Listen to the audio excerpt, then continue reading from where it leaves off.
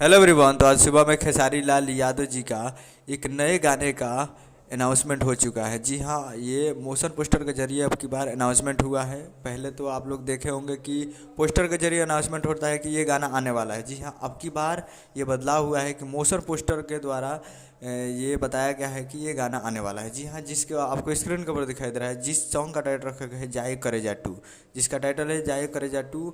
और ये बताया गया है कि कमिंग सून है। जी हाँ, कमिंग सून है। और इस अनाउंसमेंट हो चुका है और ये भोजपुरी के king trending star Khesari Lal Yadav ji का ये गाना है और ये कमिंग सून है। जी हाँ, कमिंग सून है। और बहुत दिनों से आप लोगों को डिमांड था कि जाए करेजा टू कब आ रहा है।